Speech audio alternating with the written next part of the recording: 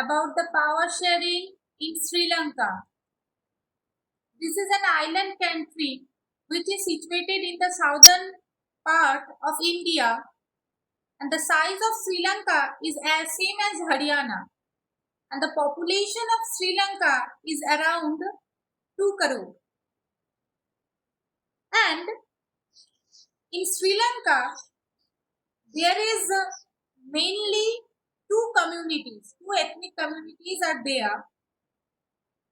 The one who are the Sinhalese communities who speak in the Sinhala language, and they practice the religion, that is the Buddhist religion, and they are 74% of the total population of Sri Lanka.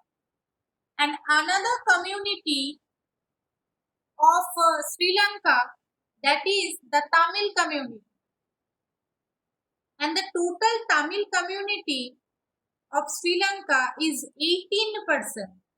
So the total population of Sri Lanka, if it is 100%, then in between it, the Tamils are only 18%.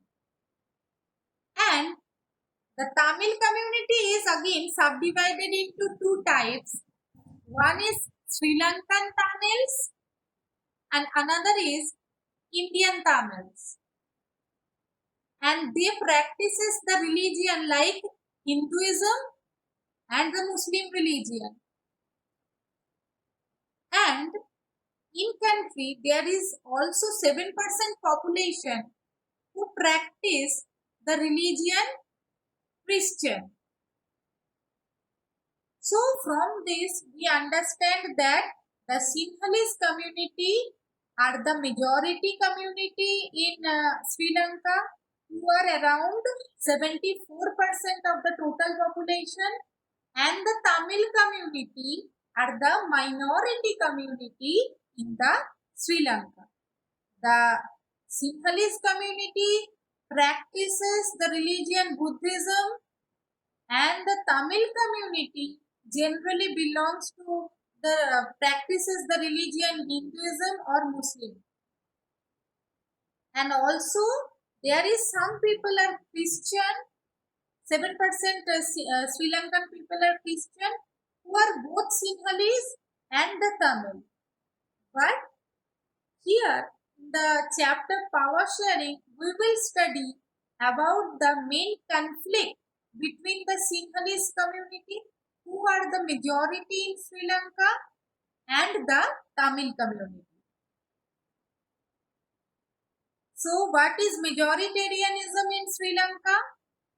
When India, it's a southern neighbor country of India. The Sri Lanka is the southern neighbor country of India, and it got its independence just 1 year after India in the year of 1948. And as we already know that Sinhalese community is the majority community in Sri Lanka, then in the year of 1956, an act was passed in Sri Lanka, and it is said that the Sinhala language is the only official language of Sri Lanka. And as the Sinhalese community are the majority, they also said that all the university seats, the job employment sector, preference should be given to the Sinhalese people. And the state, that means the country Sri Lanka, should work for the protection and the development of the religion of Buddhism. So from this point, we understand that majoritarianism is followed by Sri Lankan government, and the Tamil people are ignored. Only the Sinhalese people's the priority is given to the Sinhalese people. So the Tamil people feels very neglected. Then they started their struggle to gain their position. They started struggle to recognizing the Tamil as an official language. The Tamil people started their struggle for recognizing Tamil as an official language. And they also demanded, the Tamil people also demanded the autonomy. What is autonomy? That means in that area of Sri Lanka where Tamil people live, they want that the area should be governed by them, not by the Sri Lankan government. The Tamil people also want the equal opportunity in education and in job. That's why they made an political organization, and they also want an independent area for the Tamil people, which is known as Tamil Elam in the north and eastern part of Sri Lanka. So, in the north and eastern part of Sri Lanka, the Tamil people want area for them where they want to form their own organization. And see, that's why they formed the LTTE. What is the full form of LTTE? The Liberation Tigers of Tamil Elam. So, the people who wanted their own area in the northern and eastern part of Sri Lanka, they formed an organization which is known as LTTE. The full form of LTTE is the Liberation Tigers of Tamil Elam. Actually, they are the major separatists, and it's based on northern Sri Lanka. So they are based on the northern Sri Lanka. And LTTE was formed in the May month of 1976 by Vellupillai Prabhakaran. So LTTE is formed by Vellupillai Prabhakaran in the year of 1976, and they formed LTTE for the creation of independent state in the northern and eastern part of Sri Lanka for the Tamil people. And for this, they started the civil war in Sri Lanka, and it was started in the year 1983, and it was run more than 25 years up to the year of 2009. But in the 2009, the LTT was finally defeated by the Sri Lankan military, and the LTT's dream that their independent state in the north and eastern part of Sri Lanka was abolished. And what is the effect of the civil war in Sri Lanka? First of all, you have to know that who is responsible for the civil war in Sri Lanka. If we are saying this, you can say that if the government of Sri Lanka does not adopt the majoritarian policy, then they could get out of it.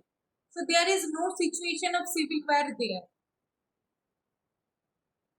And it was started, the civil war which is started in the year of 1983 and ran up to the year of 2009. It's more than 25 years. Around 80,000 to 1 lakh people were killed during this course, and which is a very great loss to the nation Sri Lanka. It's a political loss, it's a population where the people were killed, it's a loss of economy of the country. It could be said that if they don't adopt the theory of majoritarianism, then the civil war could not happen there. So the main point of power sharing in Sri Lanka is that Sri Lanka got its independence in the year of 1948. The main ethnic composition of Sri Lanka is that the 74% people belongs to the Sinhalese community who speak in Sinhala language, and 15% population who speak in Tamil language. So by this we can say the Sinhalese community are the majority and the Tamil community are the minority. Sinhalese community is the majority and they practice the religion Buddhism. The Tamil community, they are generally believe in Hinduism and the Muslim religion. In the year of 1956, the Sri Lankan government adopted Sinhala as the only official language. The Tamil language is neglected, and in the jobs and in the universities, the Sinhalese people get preferences. This is also create and negative thinking in between the Tamil people. They feel neglected. They also feel that their constitution also neglect them. Thus, they form an political organization which is known as LTTE, which is the Liberation Tigers of Tamil Eelam, and they demanded that they will form an autonomy, an independent state in the northern eastern part of Tamil Nadu, and the civil war began. It was started in the year of 1983 and ran up to the year of 2009, and around 1 lakh people were died, and finally the LTTE was defeated by the Sri Lankan military, and their dream was demolished. So this is the story of power sharing in Sri Lanka. That's all for now. Thank you.